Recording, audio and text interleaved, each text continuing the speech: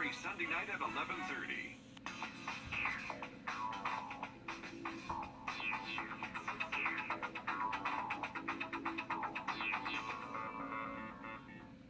Closed captioning for News 12 is brought to you by Kenneth Nugent. From the station that's on your side, this is News 12, first at 5. A historic Augusta Inn unveiling new renovations just in time for tournament week. It is day one of the Augusta National Women's Amateur. 72 women from at least 20 countries are here in town with their eye on the prize. We're going to take you to Champions Retreat for all today's action. But first, just in the last 2 hours, a big development about a concert extravaganza that was supposed to kick off this Saturday. XPR Augusta, which was set to happen at Lake Homestead, officially canceled now. Yeah, we're talking Blake Shelton, Jimmy Buffett, Nelly, Pitbull, and more. C4 Live, the company putting it on, sent out an announcement today saying they'll automatically refund you in the next 14 days if you bought a ticket directly through their website. If you bought a ticket through a third-party vendor, you're going to have to get in touch with them directly. They say a structural issue with the ground of the stadium is what set them back. And they say they still have plans to revitalize the stadium. Coming up in the next half hour, we're digging deeper into what C4 Live is and what work they've done in the past. To weather now, we're taking a live look outside, and boy, do we see some haze off there in the distance. Yeah, I don't think that's all pollen. Maybe a fire off in the distance there, Riley. But let's check in with First Alert Chief Meteorologist Riley Hill about what we can expect tomorrow, because we've got some rain moving in. Absolutely. Looking right at Doppler Max radar, you can see these severe storms really firing up all the way from Memphis down to the Gulf Coast. Jackson, Mississippi, really seeing the worst of those storms. A lot of tornado warnings there in central Mississippi. The timing of these storms for us is going to show up by tomorrow morning. We are currently dry. It is starting to get a little bit gustier out there. We're just noticing that haze outside, and that possibly is just from straight pollen, just with the very dry air and gusty conditions. Here's a current look at our first alert in effect tomorrow. So the timing for storms mainly going to be between 6 a.m. and 3 p.m. tomorrow. It's going to be a wide window, but the severe weather threat would be on the leading edge of those storms. So once that leading edge moves past you, then your severe weather threat does end. But we are pretty much guaranteed to see heavy rain tomorrow. The severe weather threat still looks low, even though those storms look pretty menacing west of us at the moment. They are going to be losing their punch by the time they reach us by tomorrow morning. But how about this? A very warm afternoon. We're up to 84 degrees right now in Augusta, Edgefield, even up at the lake. They're in the low 80s. Milledgeville, not too far away from 90 degrees. So one of the warmest afternoons we have seen in a good while. Going back outside of our studios, any plans through this evening? We are going to stay dry. So once again, the rain doesn't show up until tomorrow morning. We are going to see those clouds really thicken up overnight, and temperatures are going to stay warm in the 60s. We'll have a more in-depth look at that Thursday forecast in just about 10 minutes. All right, thank you, Riley. It is that time of year again. The first round of the Augusta National Women's Amateur. This morning, they teed off. 72 women from around the world are here in Augusta competing. There are 21 returning players from last year, including Amelia Migliaccio, who lost in a playoff after round one.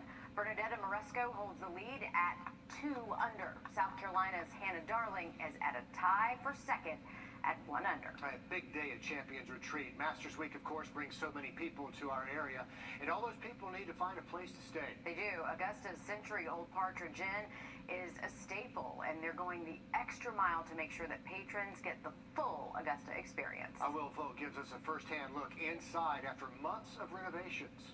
This century-plus-old building has spent half a year getting a new look.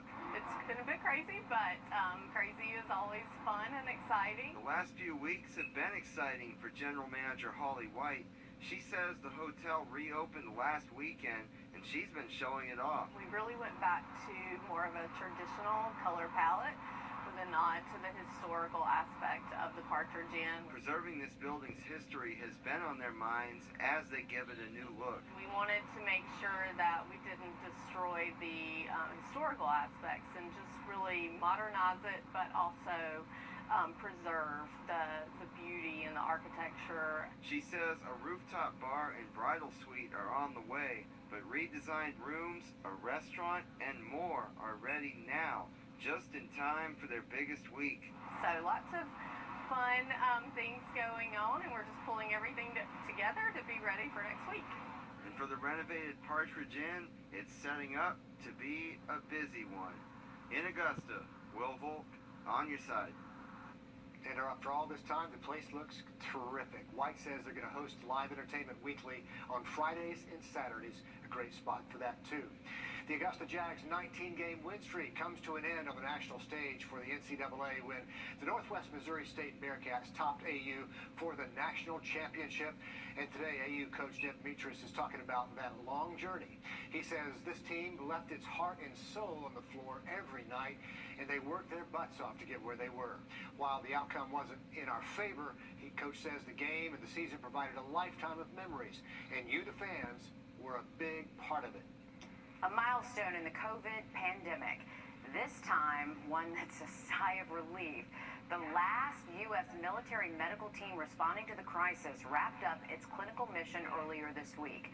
For the past 2 years, nearly 5,000 federal personnel have been deployed across the nation. But now, every single one of those missions is finally over. That's as COVID hospitalizations have dropped near their lowest point ever. Meanwhile, the Biden administration is taking steps to give you more access to COVID information. The new covid.gov website provides data on vaccines, test treatments, and masks. There's a locator that shows you where you can get tested or treated locally, including COVID pills. Plus, Biden says Congress needs to provide more funding to help the country stay ahead of the virus. So far, Congress has not done that.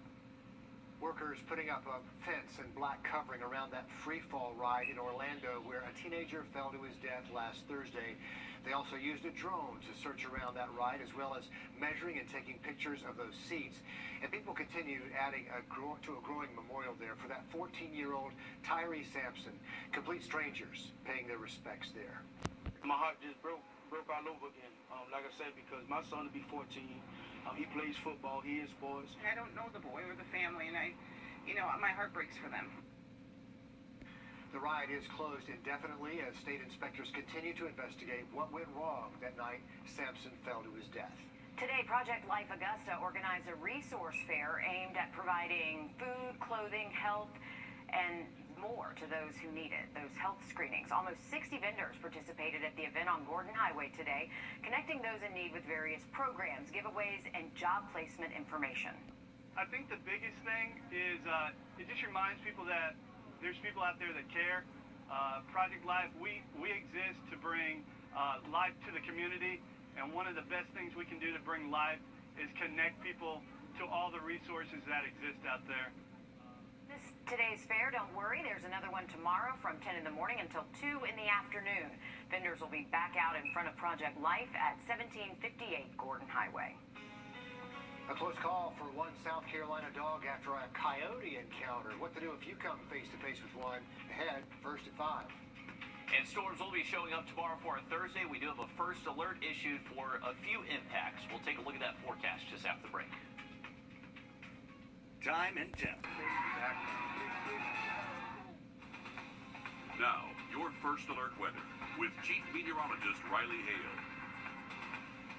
All right, folks, well, the winds really did start to pick up this afternoon, and what we're looking at here, what looks kind of like a smoky haze, this may actually just be straight-up pollen, folks. I'm not really seeing much in the way of fire activity around our area, but definitely some limited visibility, and with the wind really picking up this afternoon, you can see we have sustained winds close to 20 miles an hour, so that's really just helping amplify those pollen counts, extreme pollen counts for the rest of today, as that wind does stay elevated and that air is still very dry. A couple of different weather alerts that have been issued today. We still have a special weather statement in effect for our western counties. That is for the very gusty conditions, and there still is a high fire danger in those spots where it's still gusty and there is still very dry ground. And a lake wind advisory has been issued for most of our central and South Carolina counties, and that is for breezy conditions that will last all the way into tonight and tomorrow as well. Current look at wind speeds across the area. Sustained winds close to 20 in Augusta, Aiken, Louisville, and also seeing gusts close to 30 in a few spots. So definitely a very breezy afternoon. And winds are out of the south ahead of our next approaching cold front. So that's where our temperatures are reaching the mid to low 80s across most of the areas, so south wind really helped pump up those temps. Here's a current look at the line. We are tracking a lot of severe storms stretching all the way from all the way down the Mississippi River from Memphis down to the Gulf Coast. The severe weather threat is up ahead of this line of thunderstorms, so that's where you're going to find your strongest winds and actually a few tornado warnings out there at the moment. For us here locally, we are completely dry, not expecting any rain for the rest of this evening and tonight. And the one factor that we're going to have to watch for our severe weather threat is instability. We use this parameter called CAPE, highlighted in red here, to see how much energy we have and how much instability there is in the atmosphere. So currently for the rest of this afternoon, hey, a lot of red there, a lot of energy for these storms to tap into. They're going to have good ingredients to really see that severe weather thrive. Now, by the time this line reaches us, there's not much energy left, so I think this is going to be our limiting factor that really prevents us from seeing widespread severe storms. Can we still see some gusty winds? Absolutely. Are we going to see some heavy rain? I think that's pretty much guaranteed, but as far as everyone seeing severe weather, that looks very unlikely, folks. Not expecting a lot of severe weather reports tomorrow, but just on the leading edge of that line, we could see some gusty winds, and when those rain rates really pick up for us, we could see some localized flooding issues that would mainly be for just flood-prone areas. The latest outlook from the Storm Prediction Center, it does include this slight risk across most of our central and southern counties. That is where that line is going to be tapping into the warmest and most energetic air by around midday into the early afternoon, so a little bit higher chance there. But we do have a first alert in effect for everybody in our viewing area. Just to let you know that, hey, we got a lot of storms heading our way, and this is going to start early tomorrow morning, so not necessarily afternoon storms. This is going to start Thursday morning, most likely around 6 a.m. for most of our northern and western counties, and not completely move east of the area until we get to later into the afternoon. Now, once those storms are east of you, then your severe weather chances do look very low for the rest of today. But just keep in mind, a few of those storms could produce some strong gusts. And rain totals look to be 3/4 of an inch to possibly up to around 1.5 inches in a few spots. So definitely some heavy rain. If this just falls in a short amount of time, that could lead to those localized flooding issues, mainly for flood-prone areas.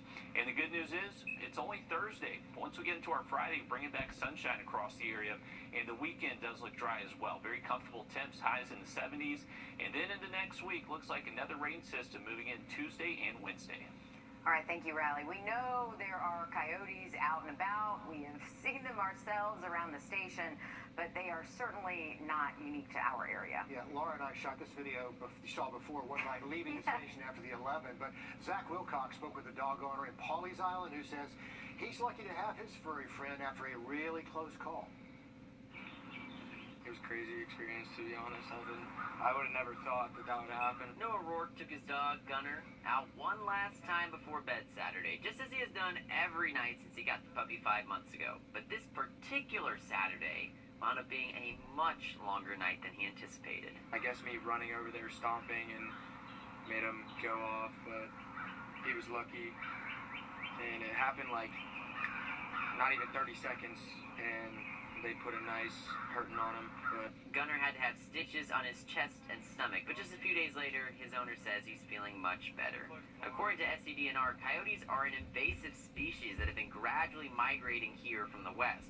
But that gradual migration was accelerated greatly in the 1980s when coyotes were illegally brought in for hound running competitions. We have, thanks to the migration and those illegal imports, we have coyotes in all 46 counties of South Carolina. SCDNR encourages and incentivizes hunters to help take care of the coyote problem. Anyone can legally shoot or trap a coyote on their property, even if they don't have a hunting license.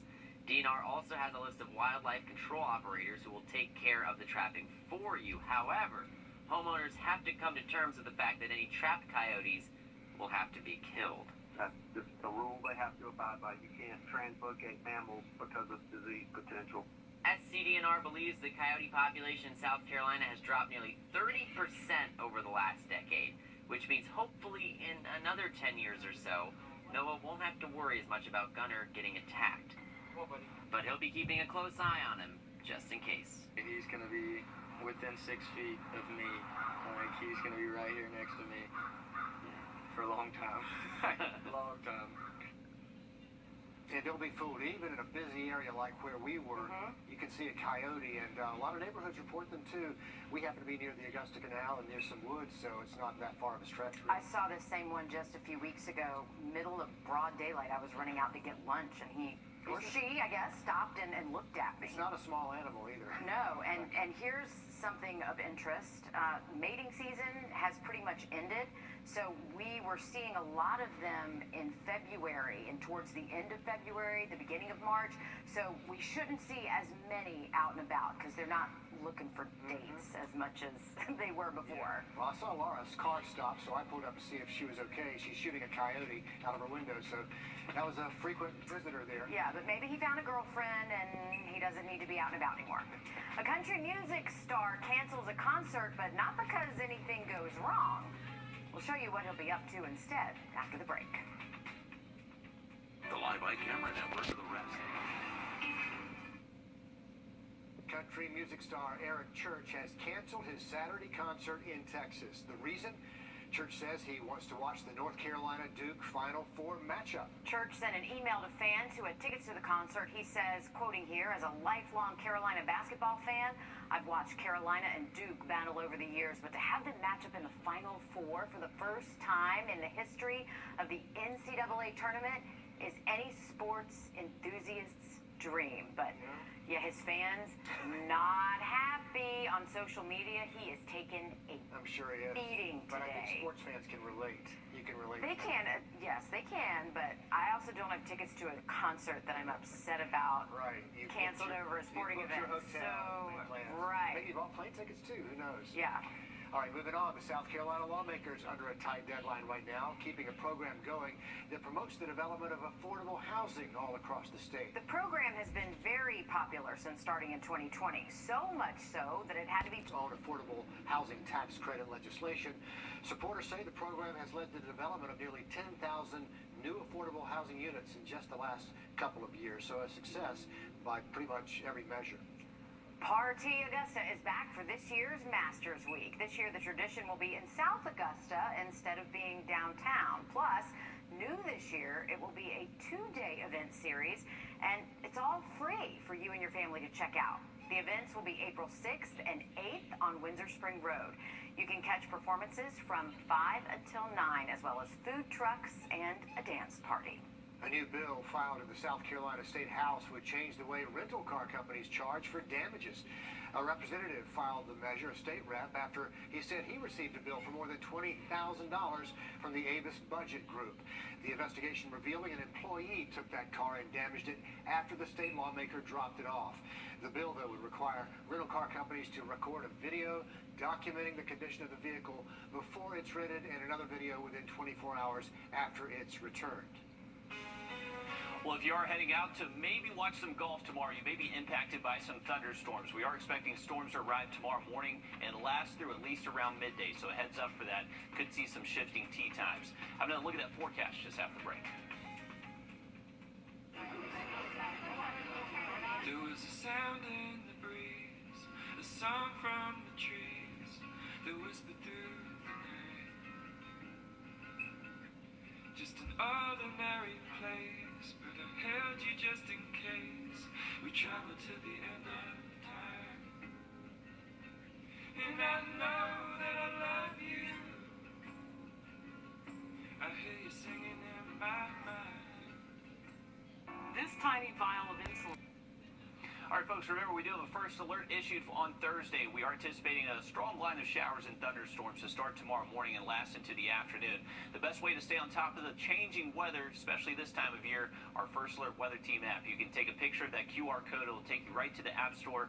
It is free in Apple and Android. A great tool to have. We post a lot of videos to this app. Definitely has a much better local feel to it than your generic. All right, folks, remember we do have a first alert issued on Thursday. We are anticipating a strong line of showers and thunderstorms to start tomorrow morning and last into the afternoon. The best way to stay on top of the changing weather, especially this time of year, our First Alert Weather Team app. You can take a picture of that QR code. It will take you right to the App Store. It is free in Apple and Android. A great tool to have. We post a lot of videos to this app. Definitely has a much better local feel to it than your generic weather app. And also that hour-by-hour forecast is going to be critical if you are in town visiting. watching some fantastic golf competitions out here the next week and a half. Now, the rain on Thursday is going to be pretty heavy at times, folks. Likely going to see close to an inch across most areas. And remember, there will be that low and severe weather threat as we head into our Thursday morning and through around midday. Luckily, Friday into the weekend does look dry for us, so any plans for the weekend looking fantastic. Highs in the 70s. All right, thank you, Riley. A concert series is canceled 1 week away from the very first show. We dive into the background of the production company when News 12 First at 5 continues.